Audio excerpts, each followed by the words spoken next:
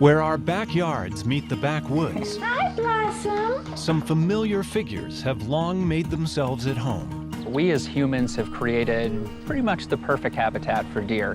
White-tailed deer find the suburbs a safety zone. But how well do we know these backyard buddies? Sometimes they'll freeze and lock up for even 2, 3, 4 minutes. It's time to take a closer look at the private life of one of our closest neighbors. When filming, I'll see them stomp. They'll do that to get the attention of other deer, to alert them that something might be dangerous. New perspectives reveal a complex society. We saw a lot of antagonistic kind of behavior that we might have expected between males during the breeding season, but we also saw that kind of interaction among females as well. And a rare vision that roams North American woods. It stood for 5 seconds maybe, eyed me, and took off and was gone.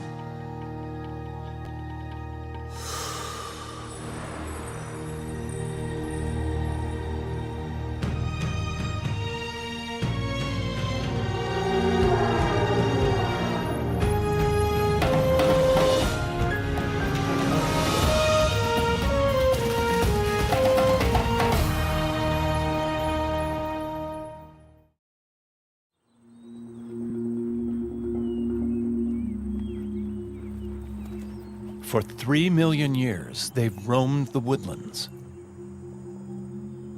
And we're still just trying to figure them out. The white-tailed deer. Believe it or not, we're right near a major road, but there's a big buck right over here, so I'm gonna get my little outfit out and see if he'll put up with me.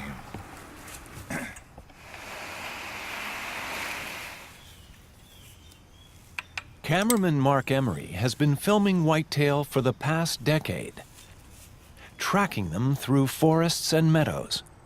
He knows that familiar as they are, still the whitetail keep their distance.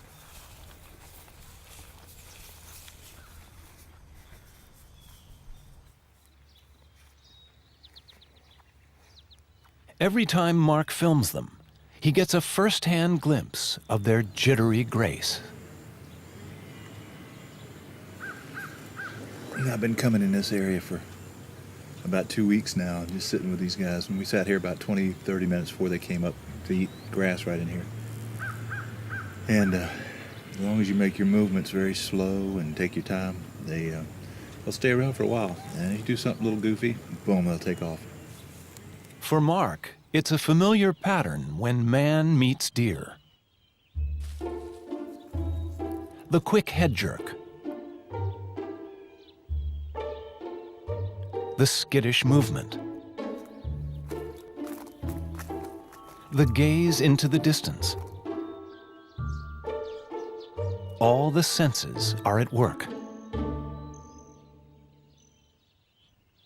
Surprisingly, the deer aren't seeing much of anything at all. Nearly blind by human standards, deer have trouble seeing defined shapes. All they can really make out is movement.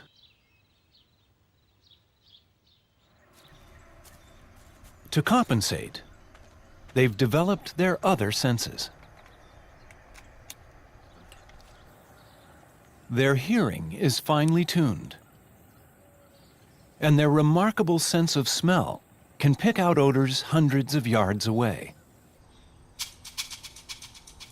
The nose of the white-tailed deer has nearly 300 million olfactory receptors, compared to just 5 million for humans. That's more than even the legendary bloodhound. And when a deer smells danger, it passes that information on, as Mark notices every time he gets too close.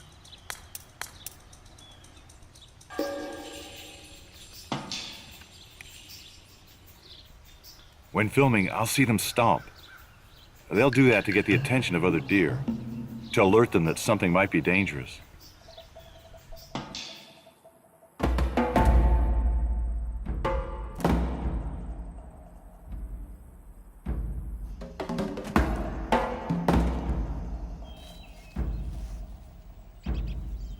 The white tail for which they are named is not just decorative.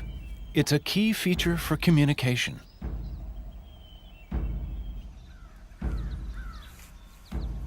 I've seen the tail come up slowly,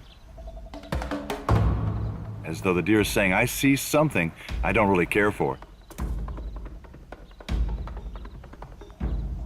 And then you get this nervous twitching.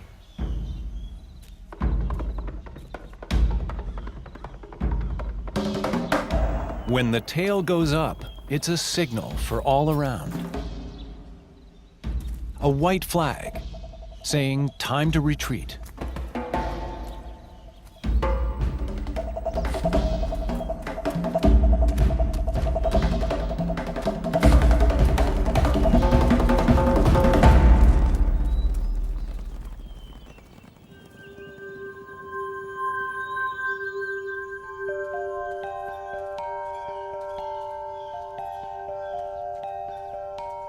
White-tailed deer may seem elusive, secretive, but there's a reason.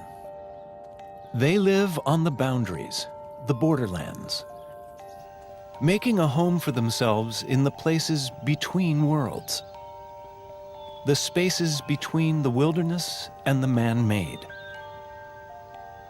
It's the habitat known as the edge, where farms meet the forest, and backyards meet the backwoods. Ironically, the human clearing that might harm other species or deprive them of living space works the exact opposite way for the adaptable deer. It allows them to succeed, even thrive. Some say they may be doing too well. Just a century ago, there were less than 1 million deer in North America. Today, there are nearly 30 million.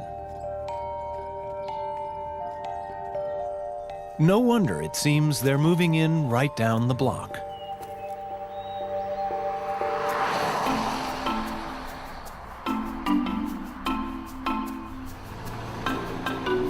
Nowhere are the deer more at home than next door, in the suburbs.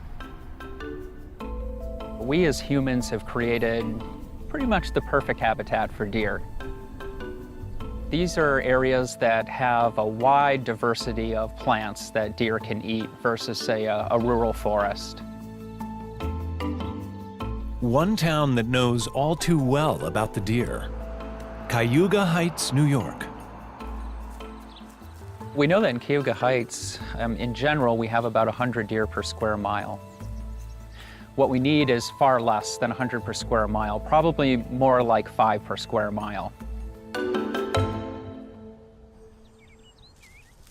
With no predators and unlimited food, this is the perfect home for animals that spend most of their lives in an area of just 1 square mile. That's why residents see the same deer family year after year.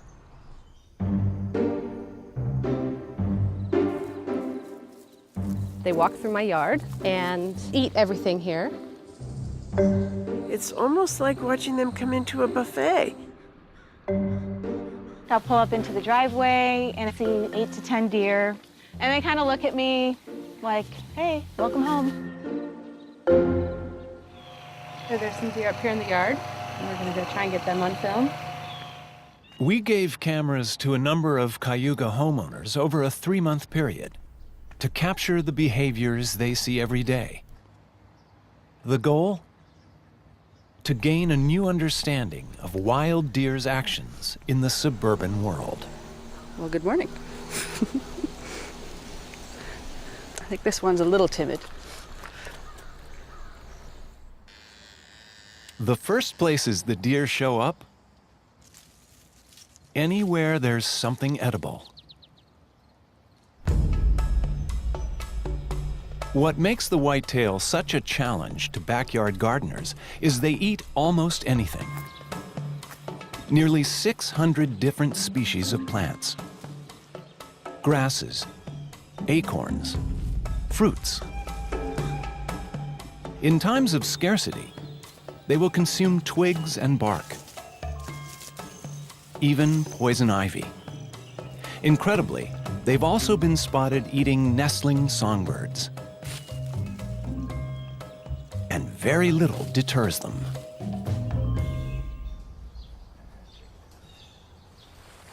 We're in the backyard, on the side.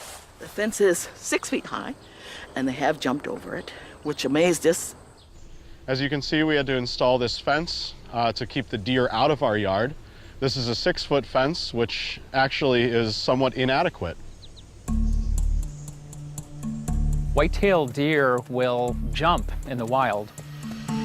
They use this technique to evade predators and to just overcome an obstacle that's in their way.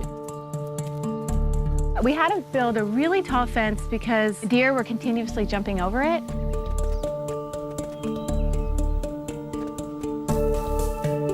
Deer can jump over a 8-foot obstacle. Sometimes from a running start, they can clear a bit more than that.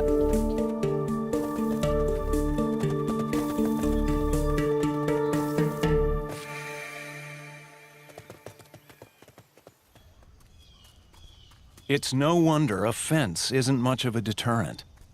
The deer need to consume up to 7 pounds of food a day. But these voracious eaters don't have upper front teeth.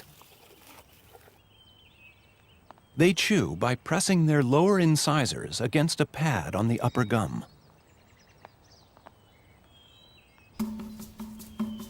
After these meals, the homeowners captured their first footage of the deer seemingly lazing the day away. Sunday morning, and there's about 4 deer just bedded down in the backyard. To the Cayuga Heights cinematographers, it may seem like a siesta, but the deer are actually doing something crucial. They're digesting. Deer are members of the same ungulate family of hoofed mammals as cows and buffalo. Like cows, they have a 4-chambered stomach. They eat quickly. Then later, they cough up food and chew it again. It's a vital part of their eating cycle. And the reason they sometimes seem to hide during the day. Finding cover away from prying eyes, they disappear into the shadows to digest. But they're often a lot closer than you think. The crew decided to reveal the secret of this magic act by shooting a regular high-def camera side by side with one that picks up a thermal imprint. They were able to show where the deer go, a private world that's sometimes right under our noses. A thicket of branches is all it takes to make a deer invisible during the day. Only the slightest movement gives away the animal's position until it emerges again to feed.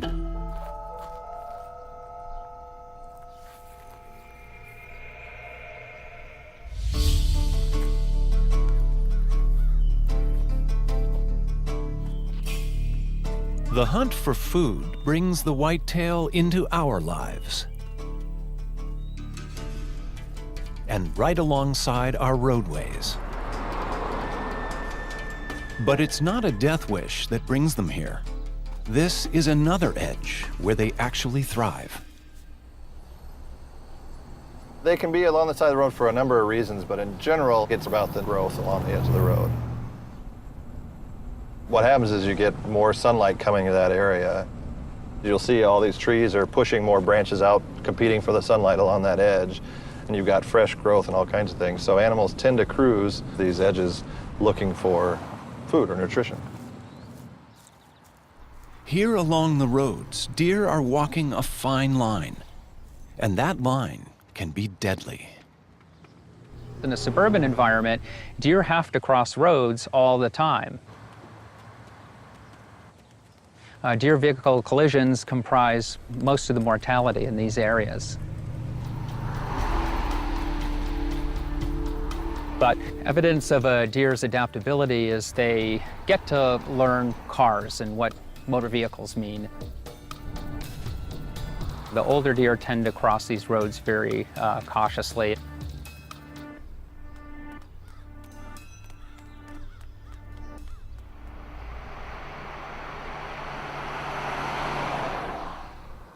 Right now we're approaching some deer that are about to cross the road. It's early morning and they're out feeding. Deer wanting to cross the road, but we have a school bus coming at the same time. Now the adult doe is coming up to the road, being very careful, pausing, looking both ways. The deer looked to the left, looked our way a bit, and is crossing slowly. The younger deer will likely cross right after her, and they'll just run out in the road. Fawns get into all sorts of trouble, just like human kids. This is a fawn crossing the road, not looking. And there's another fawn crossing. So you saw the care that the adult doe took in crossing the road and how carelessly the younger deer crossed the road.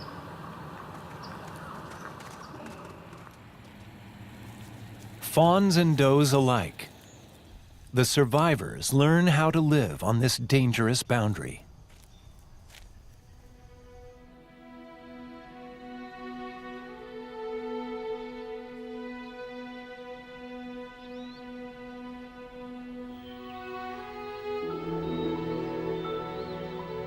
On the borders of yards and roads, there are other edges deer inhabit. The edges of the day.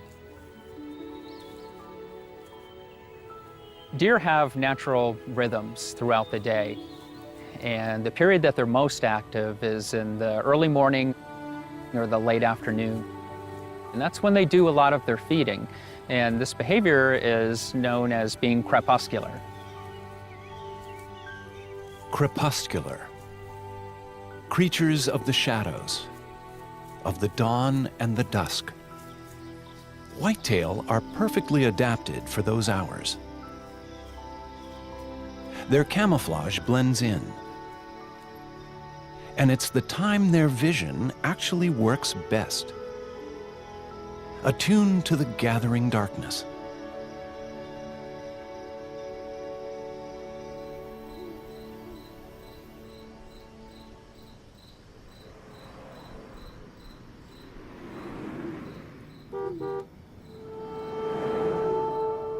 But for the deer, this sensitivity to the twilight world has one built-in flaw.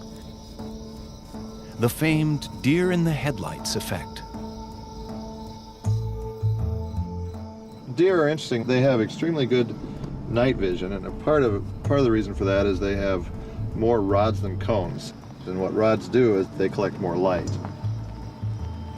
Having more rods, they're able to see better in darker situations than humans can. But the downside to that is if you shine a light in their eyes, it doesn't harm them, but it makes it a lot harder for them to see. So that's why sometimes you get this deer in the headlights look. Surprisingly, fear has nothing to do with this well-known reaction. Too much stimulus overpowers their visual cortex. The entire brain locks down, and the deer can't do anything else.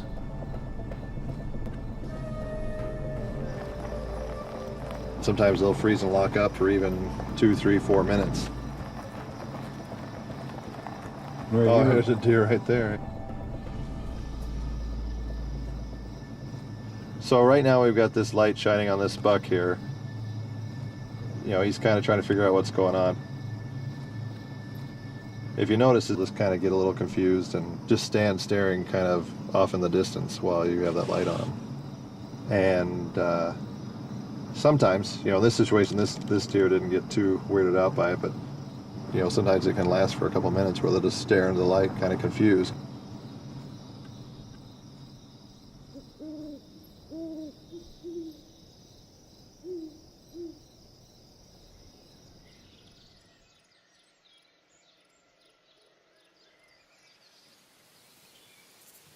From dusk to dawn, from season to season.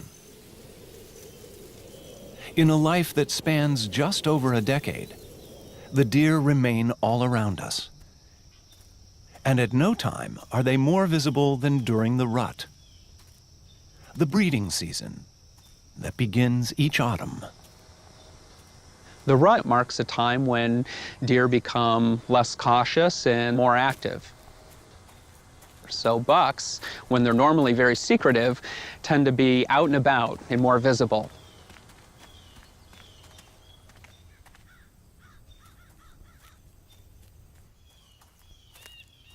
All through the woodlands, bucks begin signposting their presence. One of the signs that the rut is occurring might be a buck rub. Whitetail bucks take their antlers or the glands on their forehead and they'll rub up and down a tree. They want to leave their scent as communication for other deer in the area. Deer have scent glands all over their bodies, at least 7 in all. From the bottoms of their feet to the inside of their back legs, with signals that range from "come hither" to "danger, stay away." They can also vocalize with chuffs and calls to send warnings or indicate territory.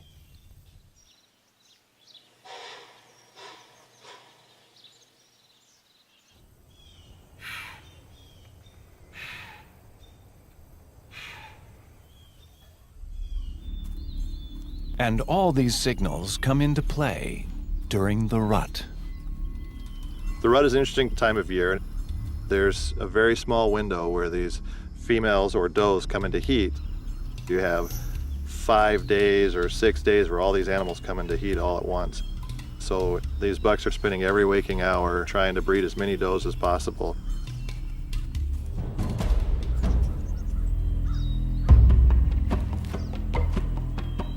Now the competition for mates begins. And the stags call on their antlers. Regrown from scratch every single year, this is the fastest growing tissue on Earth, expanding an inch every 2 days.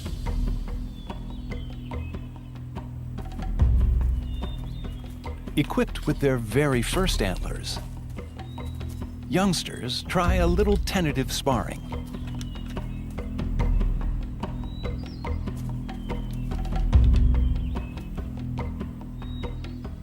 But for the adults, the rut is a time for full-on combat. There's a lot of aggressive behaviors, so bucks will do a lot of really neat things. They'll spar, they'll fight. It's a very fast and furious time, and it's a very exciting time to be in the woods.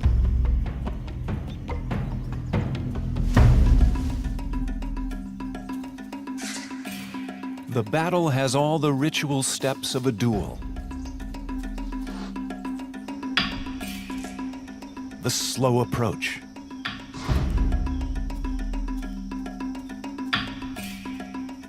The challenge. And then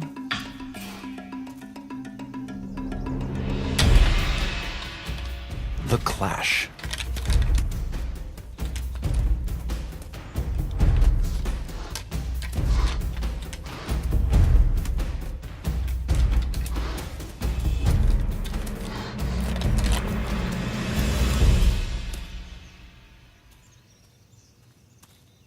The winner claims his chance to sire the next generation. The loser hobbles off.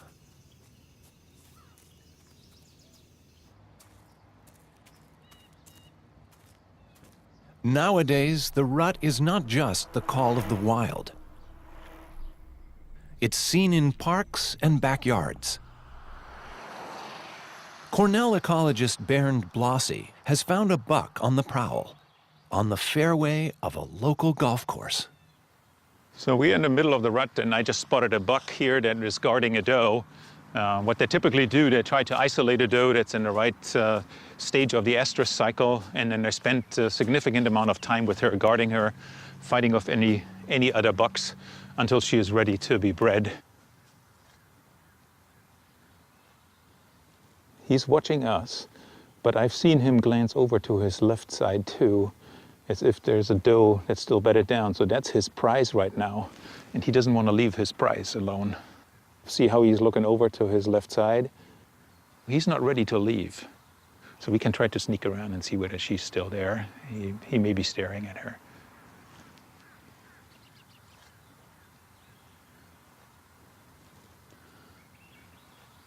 There she is. Jesus on the other side of the fence. You can just see her butt right now. See how he's watching her?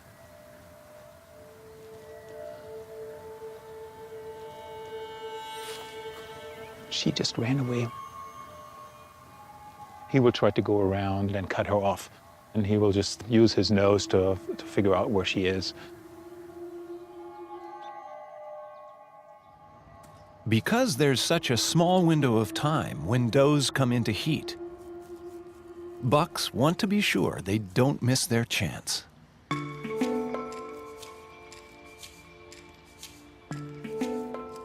During the rut, a buck will pick out the right-smelling female and then follow her wherever she goes.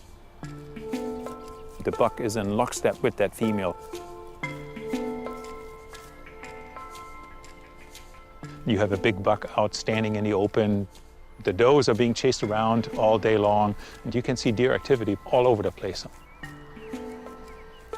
It's all about having offspring in the next generation, both for the does and the bucks. What the ultimate evolutionary prize is having offspring that then contribute next year to the chases in the woods.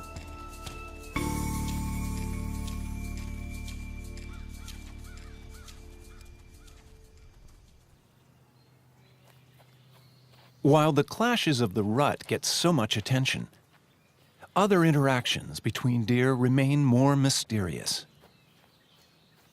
Biologist Josh Millspaugh wanted to see those relationships in a brand new way. What we're doing is we're putting cameras on deer and we're monitoring what they see and what they hear real time. That's a completely different perspective than we've ever had.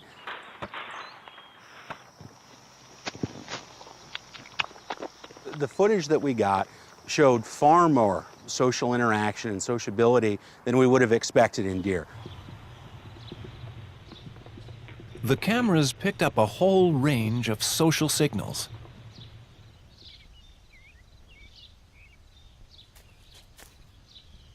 The deer sniff each other when they meet. A kind of handshake to determine age, sex, family group. They'll groom each other, not just to remove parasites, but to maintain their bonds. And displays signal their status. Dominant deer walk with head held high. Subordinates keep their backs hunched and tails tucked. When things get tense, ears laid back along the neck represent the first challenge. But the cameras also found something startling. Conflicts between females escalate with surprising frequency.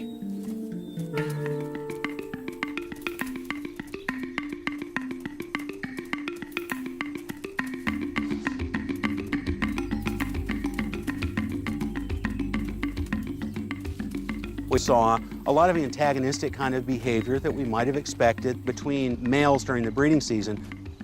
But we also saw that kind of interaction among females as well. There was just a lot more social interaction than we expected. The video provides an opportunity to lift the veil on deer to see the way that they interact in the wild, the way that they make a living in their environment, in a way that we have never been able to see before.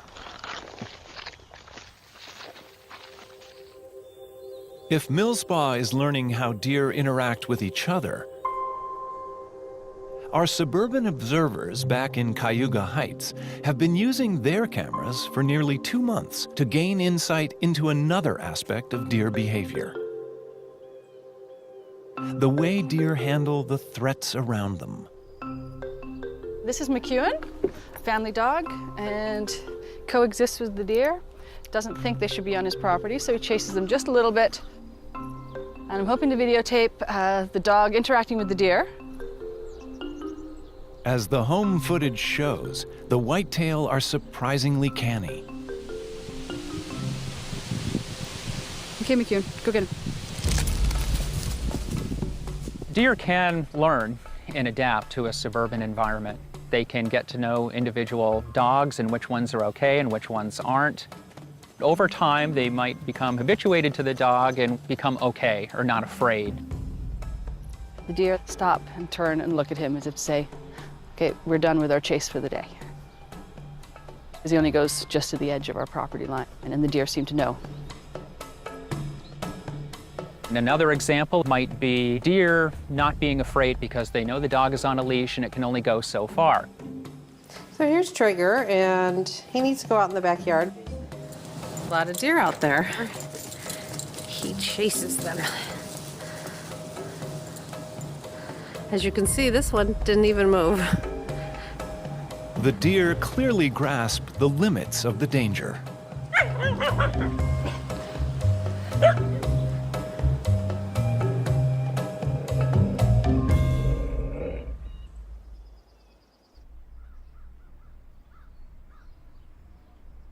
Whitetail have learned that the suburbs seem to be a safety zone.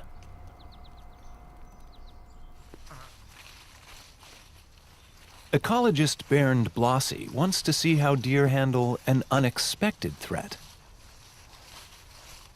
We're in the village of Cayuga Heights. We have plenty of deer activity in this area. And now we will see how they respond to a small pack of coyotes, in fact 3 of them, that we will just set up here. We will see whether this works with the coyote cutout here. It's a good place to try it because it's a backyard that is being frequented by deer, and we should be able to capture some change in deer behavior. A trail cam is installed to track the deer's reactions.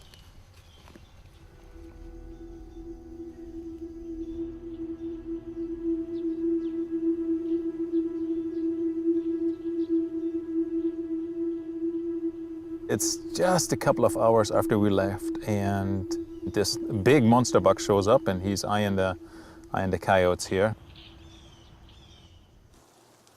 There's another deer coming right here, going right to the coyote. It's like 2 yards away, checking it out, right here, lifting the oh, a little shy of it.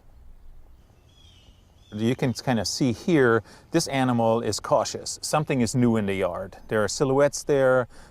They resemble probably something that the animal may have seen before, but these silhouettes don't behave like real animals.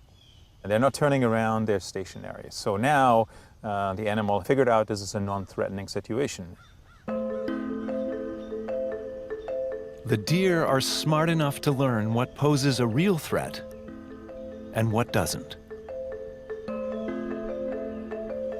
This animal is completely checking out what this thing is. Not scared behavior, definitely not. It's actually licking the coyote right now, so.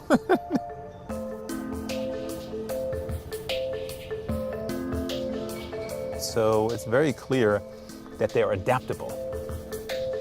They encounter all kinds of different circumstances and they need to be able to respond to that. And that's what we're seeing here.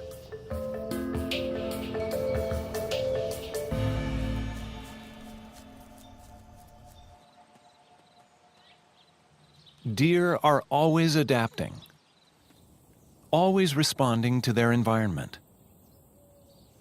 These changes can be physical too. And nowhere is that seen more strikingly than on a few scattered islands in the Florida Keys.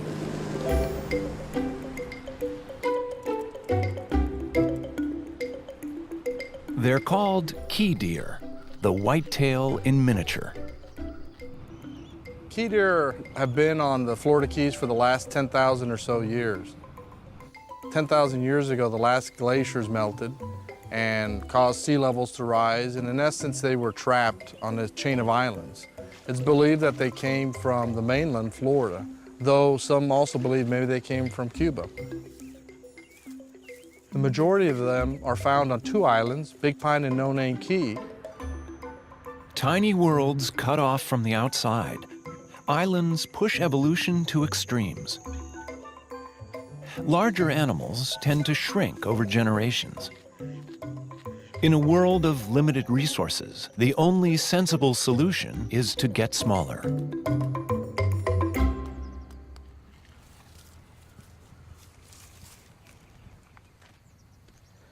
Here's a full-size adult female key deer. Shoulder height, they're less than 36 inches. It's a very small deer. If this was a regular white-tailed deer, it'd probably be about this tall. Key deer are smaller than the average white-tailed deer because, in general, as you move from northern to southern environments, animals get smaller. It's a mechanism of dealing with the loss of heat. The males are slightly larger, but not much larger. So the average female is about 80 pounds, the average male is about 100 pounds. Because of their environment, they're acclimated to humans. A really cute animal. You can see why so many people love the key deer. People love them, but in a way, they're being killed by kindness. The more locals feed them, the more they're lured into neighborhoods where they're often hit by cars. Today, the key deer is endangered. In fact, there are less than 800 of them left. Yet still, they manage to hang on. One of the very few highly endangered animals that lives among people in the suburbs. What we're looking at is an adult male key deer and an adult female and a baby, a newborn fawn here, family, endangered key deer. And that looks like a new baby. She is tiny. Look at how Figured little. about 4 weeks old, about 4 weeks now. They're just so beautiful. When I first saw their size, I was shocked and amazed. I had never seen anything like it. I never get bored. I never get used to it. I love them. I mean, it's just pure innocence. It really, I mean, good grief. I had a cat that was bigger than that. I know, look how curious she is. They're so curious when they're small, too. So amazingly beautiful and gentle.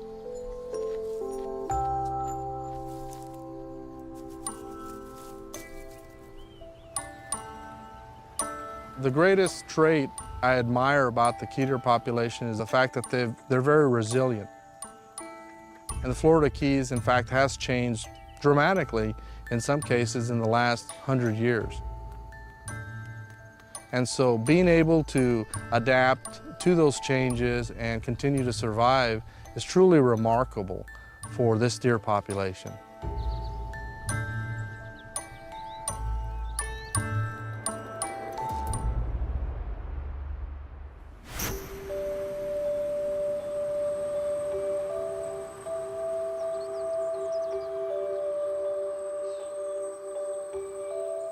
For the whitetail, one of the rarest variations of all is not size, but color. The legendary ghost deer.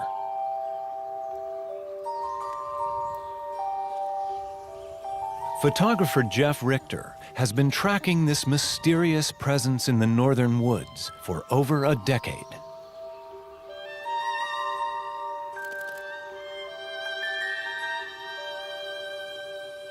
I think in many respects that they're a ghost in both a physical sense and a mental sense.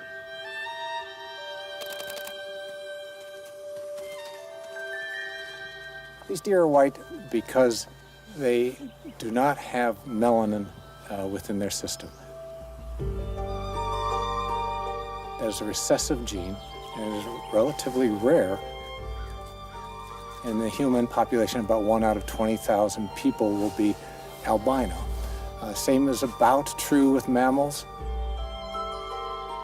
Well, you could spend an entire year or more and not see a white deer here. They are rare on the landscape, and unless you are lucky, you might not see one. I still am as excited as the first day to see them. It still strikes me as a ghost in the woods, a unique spirit, really. At this spot, it was one of the very first times I saw a white deer. Just looked out into the woods right here, and there was a doe standing there, just looking at me. It stood for 5 seconds, maybe, eyed me, and took off and was gone.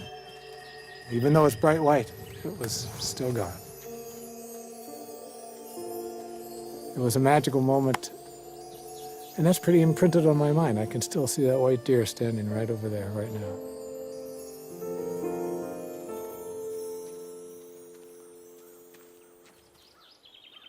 Almost without exception, all the people I've talked to always remember where they were and where they saw their first albino deer. They just stick with people in a way that very few other animals do.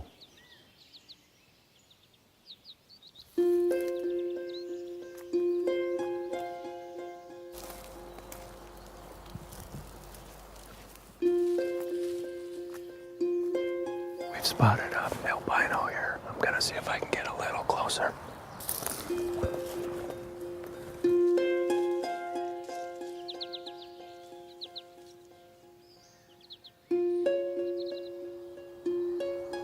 Looks like she bedded down just in front of us.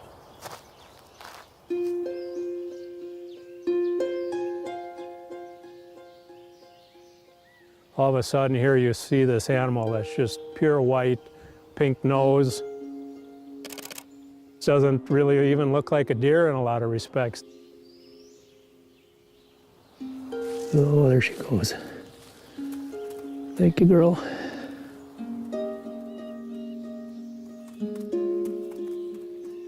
There's something a little magic about it. It's hard to explain. One of the reasons we really love these white deer is that they live at this intersection of science and spirit. We have all this data and knowledge, behavioral understanding of deer. And then there's this mystery over here, this place of spirit that attracts us to the outdoors in the first place. And they all come together in that place called white deer.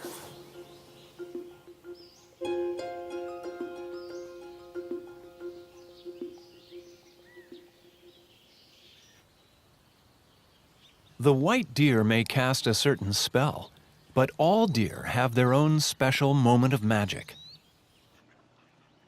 It happens each year, 8 months after the rut, at the height of spring, when does give birth to their fawns. Amazingly, a female whitetail can become a mother by the time she's just 9 months old. No other large mammal can reproduce so soon.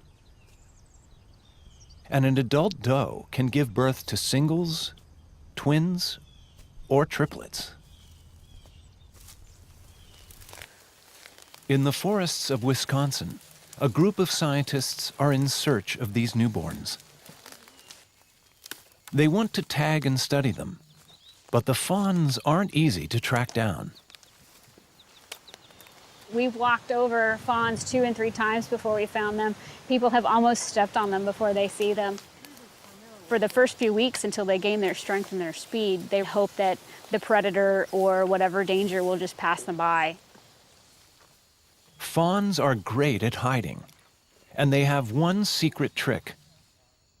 They are one of the very few creatures born with almost no scent. They give off practically no odor at all, so predators can't find them. But when they are found, there's a fawn over here.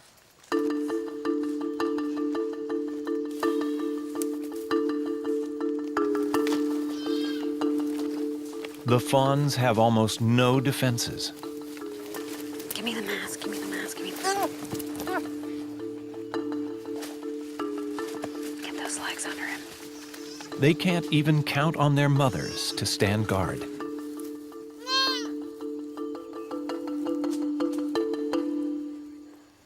White-tailed deer are not known for defending their fawns. If there is a disturbance, the doe will generally stay away.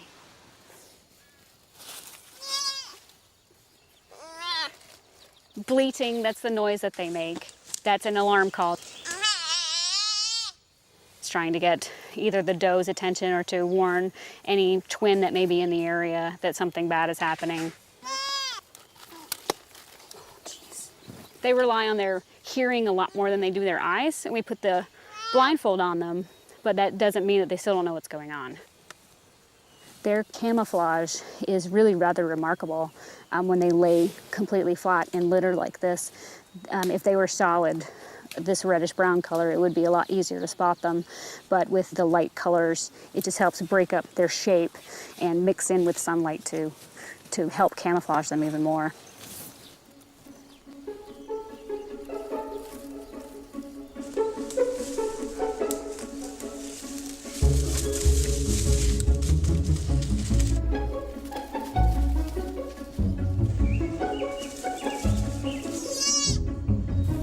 Some of them fight you every bit of the way, and you have to really restrain them to get through your whole process.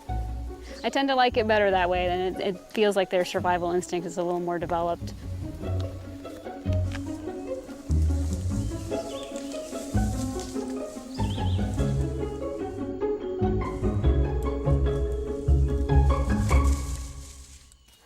And so a new generation of deer is born into the forests. Many will make their way into our streets and neighborhoods, and into our lives. It started one day in Tewksbury, New Jersey. I saw this bit of fluff lying in the tall grass. And as I got closer, I saw what I thought was a dead fawn. And in fact, she probably would not have made it through the day. Here's a picture of the first day I found Blossom. My husband Pino was holding the IV bag above her very limp little body. Here's just a few days later. I'm cradling her in my arms, and so is my husband. This little baby pretty much was dead. Whoops. And guess what? IV fluids and a little oxygen, TLC, and wham. This is now the third day. I knew something was special about this little animal when she would start to want to play, want to interact. Come on in.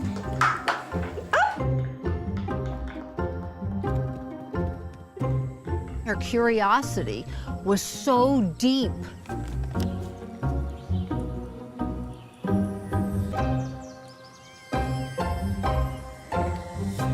Oh, gosh. We loved her, but she wasn't our pet. She was, in fact, a wild deer. And as she grew, she would disappear for days and days, but she always came back. Hello, Blossom. How you feel? Boy, where were you during that snowstorm? Here she is in the snow with her little herd behind her. There were 1, 2, 3 deer right behind her here. It was almost as if she had 2 herds or 2 families. Here's the sign I hung all over Tewksbury. The sign worked. Nobody hurt her. They only loved her. Oh, the little doll. Blossom. That's the way we used to say, Blossom. Hi, Blossom. Which is your good girl? Hi, Blossom. What you up to? I miss her. I miss everything I've been talking about. I miss the adventure. Blossom's here in the kitchen. I miss what next thrill is around the corner. Hello, girl. Oh my God, look in the back. There's a big buck. Blossom was an ambassador to life, an ambassador to all that's good in nature.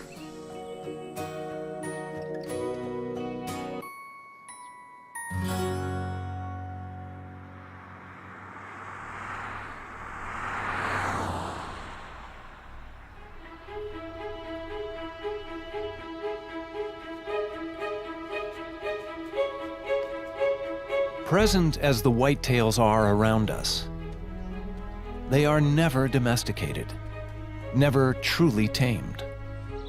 For some of the suburban homeowners, after 3 months tracking the deer, their cameras revealed a truth long forgotten.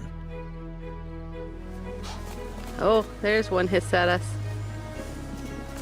Even here in the suburbs, these are wild creatures.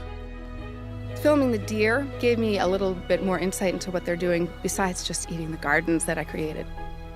I got to see them more as wild animals, and I like to be able to see that version of deer.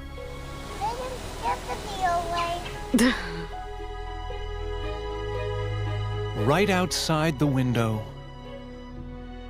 just beyond the door, they are a link back, a reminder of the wilderness that surrounds us still. I've often remarked to my wife that people will travel to Africa to go on a safari, but here we have the deer who, they're just as beautiful and just as interesting to watch. It is a real privilege to have that.